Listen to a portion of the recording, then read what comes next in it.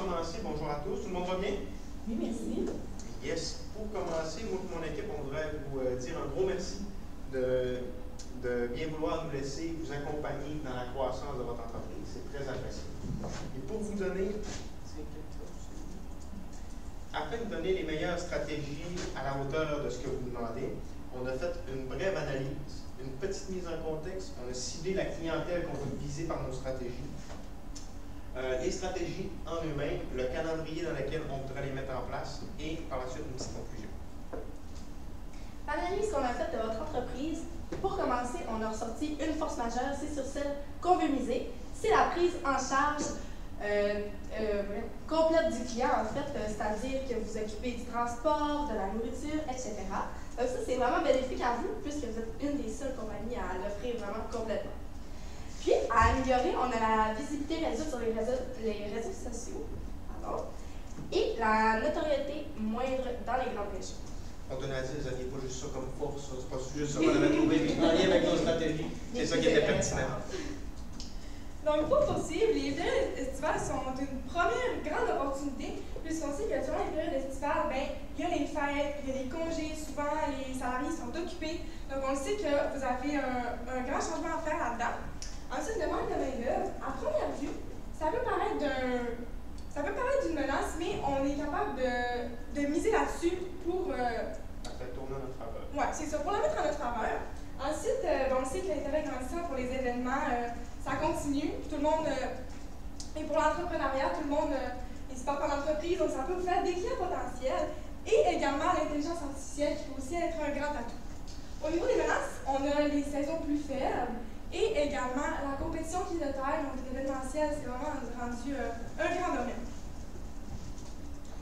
Donc, si on devait cerner votre entreprise, votre mission, ça serait de créer les meilleurs événements possibles en fait, pour votre public.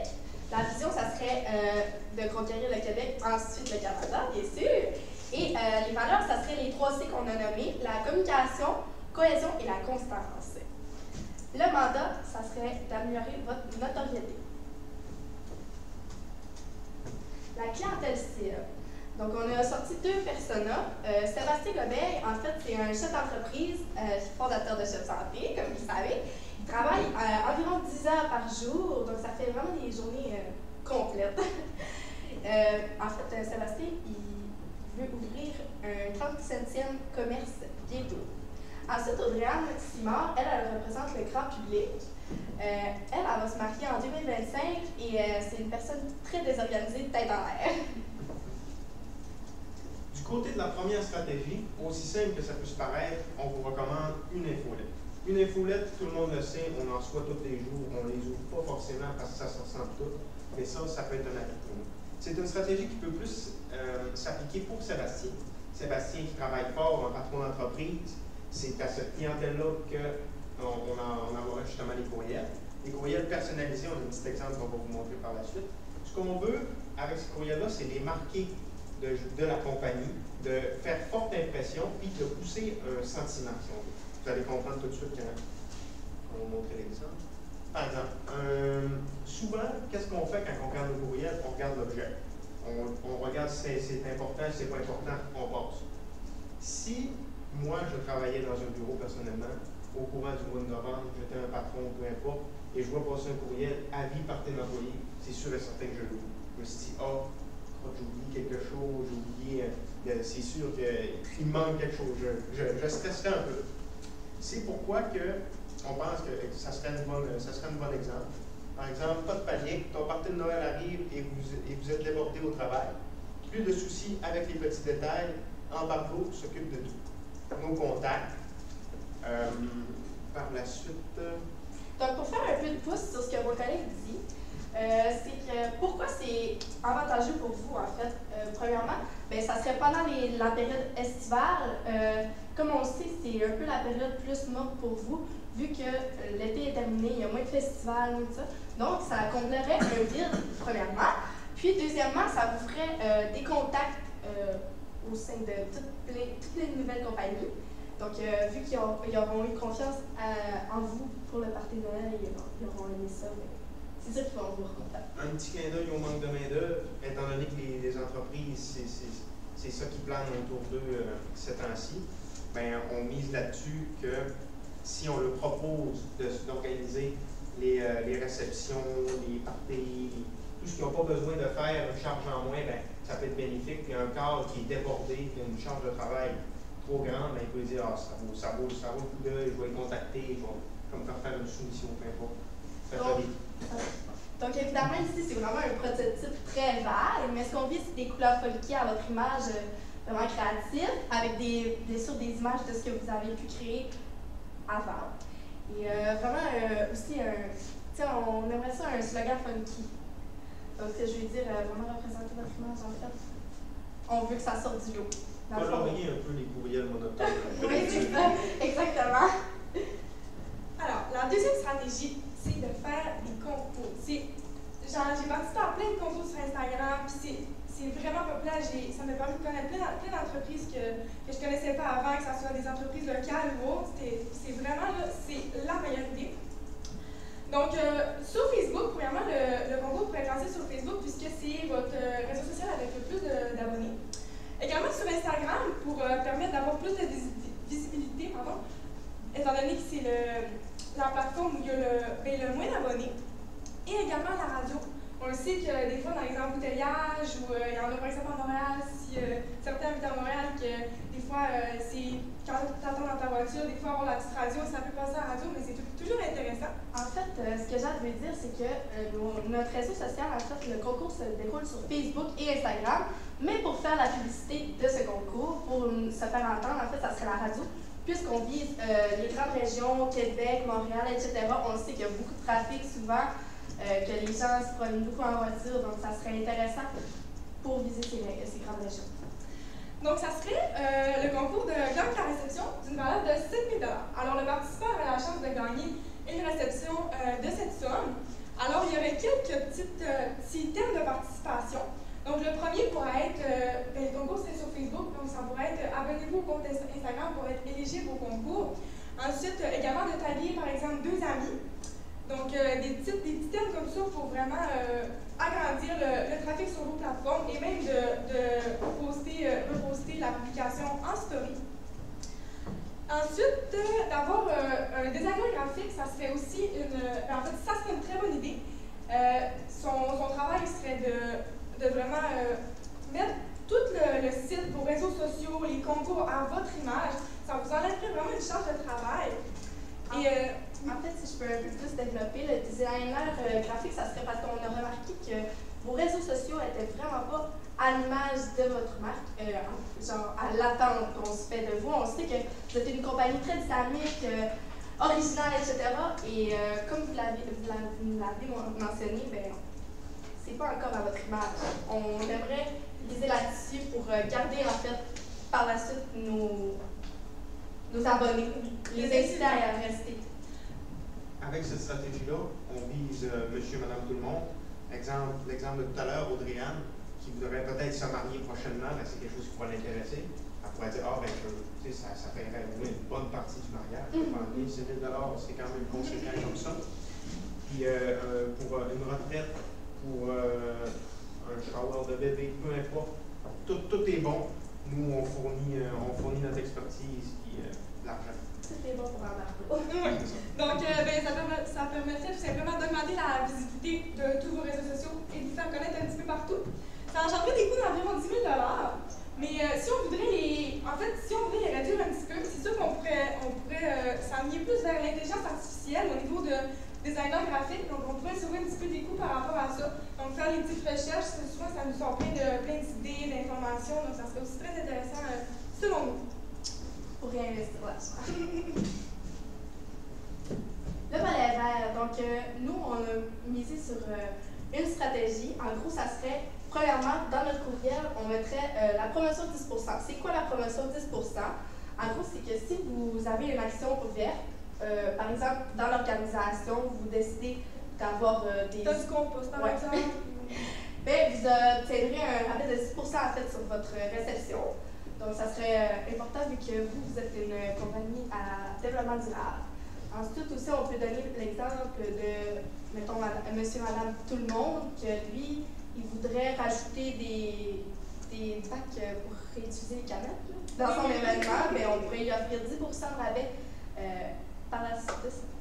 C'est surtout aussi pour encourager le fait, dans le choix de décoration, dans peu importe c'est quoi qui est visé, de pas que le client se dise « Ah, mais c'est plus cher si je le fais en matériaux, mettons, biodégradables, mais recyclables. » La promotion de 10 c'est fait pour pallier à ça, puis pas qu'ils se disent « Ah ouais, mais ça amène un coût supplémentaire. » Donc, forcer un peu du côté vert. De plus, vous aurez remarqué que nos deux stratégies, on ne se déplace pas, on peut faire ça de la maison, du bureau. Donc, justement, on est encore dans cette optique-là de faire ça plus vert. Aussi, c'est avantageux pour vous, vu qu'on sait que souvent, on a beaucoup plus de bons médias quand on est en développement durable, on pense pouce vert, en fait. Oh.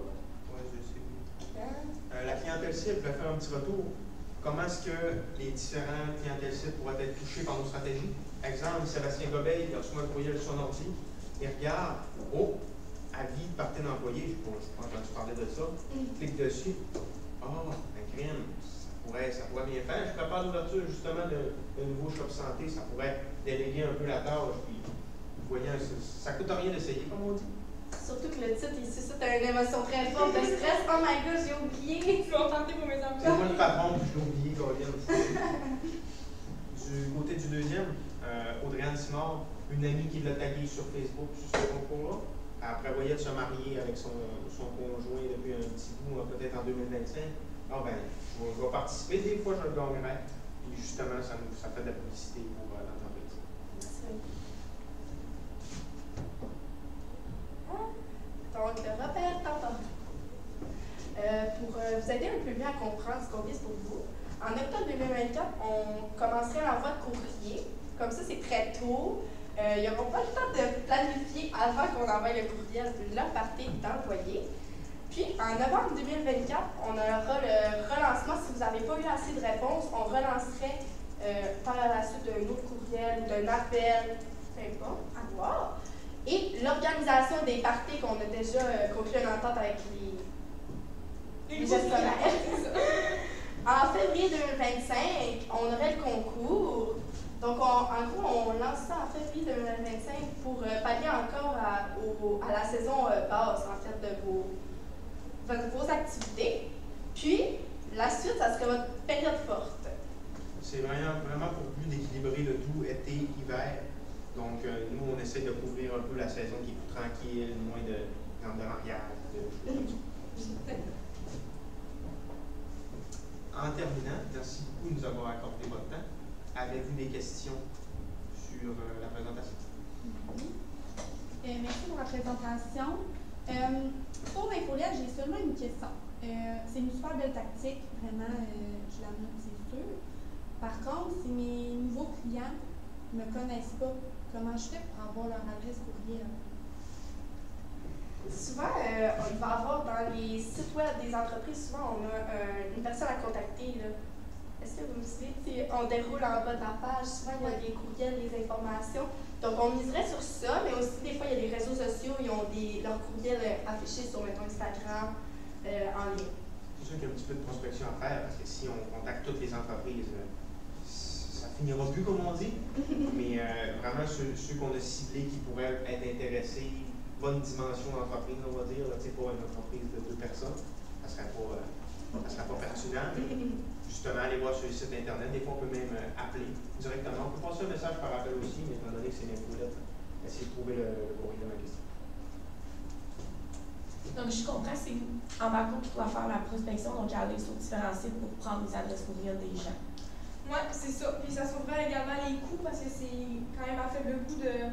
En fait, c'est juste le temps de trouver, de rédiger un petit message. Puis, souvent aussi, on a des compagnies qui nous rejoignent plus. Donc, on aurait une idée aussi. On aurait une liste. Puis, sachant, je fais un peu plus là-dessus, sachant qu'on doit, en tant que consommateur, par exemple, accepter de recevoir des adresses courriel. Donc, on ne peut pas envoyer des courriels de masse à ces gens-là. Avez-vous une autre tactique qui pourrait fonctionner? On a vu que vous connaissiez bien, je pense que c'est le projet du barrage, c'est ça, à Saint-Pierre, si je ne me trompe pas. Vous avez déjà des contacts dans ce milieu-là, comme on a pu voir. Donc, c'est sûr que d'après moi, il y a moyen de de se faufiler et de trouver des solutions dans tout. Là, mais, Vous êtes imposé aussi auprès du gouvernement, si on parle d'Hydro-Québec, votre événement, en fait. C'est sûr que ça serait intéressant. Le gouvernement, il gère beaucoup d'entreprises. Il reste à voir. Pour le développement durable, si je comprends bien, si notre client, au sein de son événement, décide de prendre les mesures vertes, nous, au final, on baisse notre facture, on fait moins d'argent. Est-ce qu'il n'y aurait pas une manière que d'emblée, nous, comme entreprise, on propose ces solutions-là à notre client et que ça fasse partie intégrante de notre offre de service? C'est intéressant aussi, on pourrait le référer de la façon où si l'entreprise en tant que telle est éco-responsable et nous, notre événement, en tant que tel, vous voulez dire que l'événement, elle doit être en fait c'est qu'en fait, comme j'ai éco-responsable. compris, c'est qu'exemple, mon client X décide de mettre des bacs de compost dans son événement, mais moi, je baisse la facture de 10 %. Donc, au final, pas qu'on est perdant, mais si ça venait d'emblée, sans qu'on aille en faire de rabais, nous, ça nous donnerait une belle image. C'est important pour nous le développement durable. Pourquoi vous ne pensez pas que ça devrait venir avec notre offre de service? c'est sûr que c'était dans l'optique de développer j'allais dire le développement durable encore, mais c'est plus pour le mouvement. Dans le sens où si on offrait juste, exemple, des choses éco-responsables à nos clients déjà d'office, qu'on ne leur offre pas le choix, ben, ils ne réaliseraient peut-être même pas qu'ils sont en train justement d'avancer dans ce mouvement-là. C'est dans cette optique-là qu'on l'a fait. D'encourager le client en fait, à se revirer sur une optique plus verte. C'est comme ça on l'avait dit. Moi, je serais curieuse de vous entendre pour vos personnages. Je ne sais pas si vous pouvez revenir. Sachant qu'Embargo mise vraiment sur du B2B, donc de travailler avec des entreprises pour des événements d'ampleur, pourquoi on est allé targeter Audrey-Anne Simard pour un mariage? Ben, en fait, ça serait qu'on avait compris que vous voudriez peut-être aussi opter pour le grand public. Oui. Donc, peut-être qu'on avait mal compris, mais c'est sûr que le grand public, si vous vous faites connaître de tout le monde, surtout B2B, c'est moins les compagnies qui vont être sur les réseaux sociaux, donc c'est important pour vous de. En fait, Autant les entreprises que le public. Tu sais, un mariage, c'est quand même. Souvent, il y en a qui ont une grande famille qui peuvent être quand même assez beaucoup. Là, je pense que ça ça a pourrait vraiment vraiment. de visibilité aussi au. Ça peut être intéressant de se diversifier puis d'aller justement vers les personnes, de personne à personne, parce que de bouche à oreille aussi, des fois, ça fait des miracles. Donc, ça serait une perspective quand même intéressante pour l'entreprise de faire ça. Et